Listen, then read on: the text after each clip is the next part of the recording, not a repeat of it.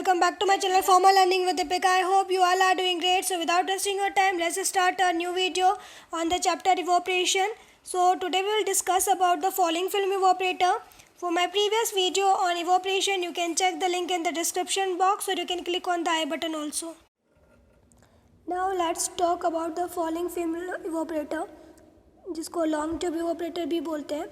तो बेसिकली ये आपका सेम होता है क्लाइंबिंग फिल्म इवापोरेटर के जैसे ही सेम होता है. बस इसमें डिफरेंस क्या होता है कि फॉलिंग फिल्म इवापोरेटर है वो क्लाइंबिंग फिल्म इवापोरेटर था, तो बस जस्ट इन्वर्टेड होता है उसका. जो क्लाइंबिंग फिल्म इवापोरेटर है उसका इन्वर्जन होता है आपका फॉलिंग फिल्म इवापोरेटर.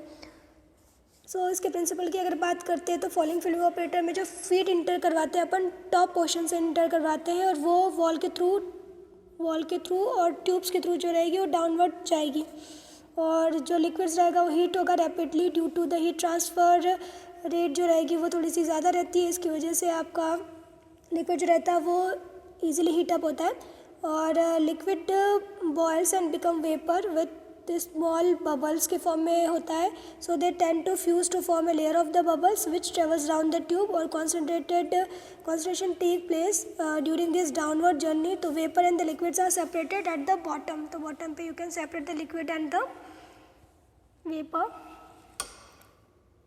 तो सिंपली इसका जो कंस्ट्रक्शन होता है सेम एज इट इज़ होता है कि the heating unit consist of the steam jacketed tube, जिसमें कि लेंथ एंड डायमीटर का रेशियो 140:1 होता है, और लार्ज इवापोरेटर्स में भी 250 mm in diameter and 7 mm in length होती है.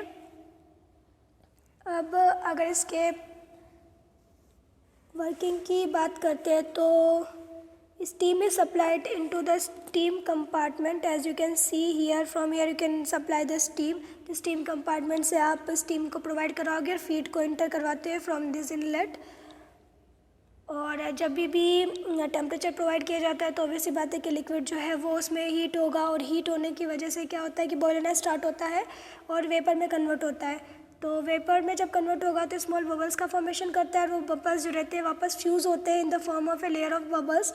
सो उसके बाद में बबल्स जो रहते हैं इन ट्यूब्स के थ्रू नीचे डाउनवर्ड पोजीशन में ट्रैवल करते हैं, और कॉन्सेंट्रेशन टेक प्लेस करता है ड्यूरिंग द डाउनवर्ड मूवमेंट और the journey of the vapour.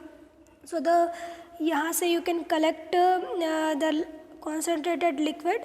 Here is the separator is given from which you can collect the concentrated liquid, and the vapor you can collect it from this outlet.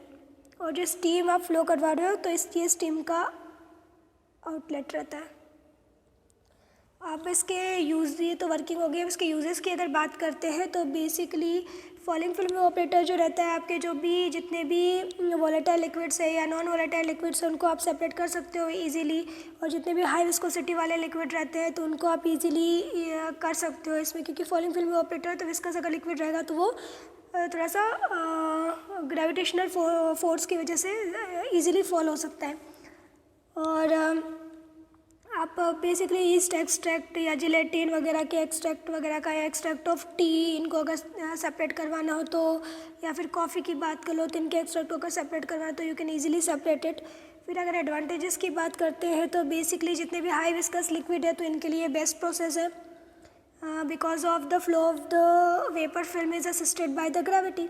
So the liquid hold up is less and hold up time is very small, क्योंकि एक तरीके से fall भी रहा तो hold up time जो रहेगा बहुत ही स्मॉल रहेगा, तो जल्दी आपका हीट हो जाता है. जो हीट ट्रांसफर रेट है वो आपकी ज़्यादा रहती है इसमें. So the liquid is not over heated during the passage, and the heat transfer coefficient are high even at low temperature. तो बेसिकली ओवर हीटिंग नहीं होती क्योंकि ज़्यादा टाइम तक कॉन्टैक्ट में नहीं रहता है, वो फॉल करता है, तो इस वजह से ज़्यादा टाइम तक कॉन्टैक्ट में नहीं रहेगा. तो जितने भी आपके सब्सटेंस हैं तो वो हीट लेवल सब्सटेंस है तो उनको भी आप हीट कर सकते हो इजीली. फिर हाईली जितने भी एसिडिक कोरोसिव हीट रहते हैं उनको भी कॉन्सेंट्रेटेड फॉर्म में यू कैन इजीली कन्वर्ट. और अगर डिसएडवांटेजेस की बात की जाती है तो उसमें देखो बेसिकली जो भी आपके कोरोसिव मटेरियल्स रहते हैं ना, तो उसमें आप ग्रेफाइट के ट्यूब्स यूज़ कर सकते हो या रबर लाइन वेपर हेड्स को यूज़ करके इजीली हाईली एसिडिक और कोरोसिव सब्सटेंस को यू कैन इवापोरेट. फिर डिसएडवांटेजेस की अगर बात करते हैं तो डिसएडवांटेजेस में बेसिकली इसमें क्या आता है कि ये बेसिकली सस्पेंशन वगैरह के लिए थोड़ा सा सूटेबल नहीं है, क्योंकि जो सॉलिड रहेंगे वो डिपॉजिट हो जाते हैं ट्यूब्स पे, तो वो क्लॉगिंग फॉर्म करेंगे, तो इस वजह से आप सस्पेंशंस को इसमें नहीं कर सकते। और नेक्स्ट जो सॉल्टिंग वाले मटेरियल्स रहते हैं, जो सॉल्ट इवापोरेट होकर सॉल्ट का फॉर्मेशन कर लेते हैं, तो उन सब्सटेंस के लिए आप इसको यूज़ नहीं कर सकते हो। तो बेसिकली यही इसके डिसएडवांटेजेस होते हैं।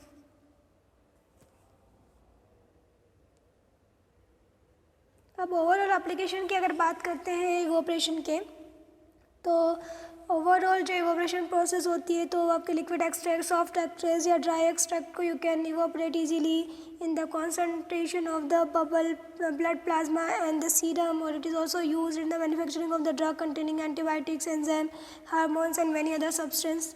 These are all the pharmaceutical applications. Were used in the purifications of vitamins, concentration of the protein, concentration of the biological products. Then the stripping of the solvent from the vegetables or the plants or the herbal extract you can use.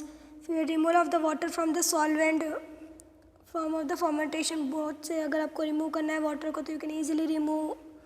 और concentration of the penicillin and the related product you can do very easily. That's all for today. Thank you for watching. I hope you are liking my videos. If you like my videos, then subscribe to my channel and share my videos as much as you can with your friends and family members. Stay safe and healthy. Bye bye. Take care.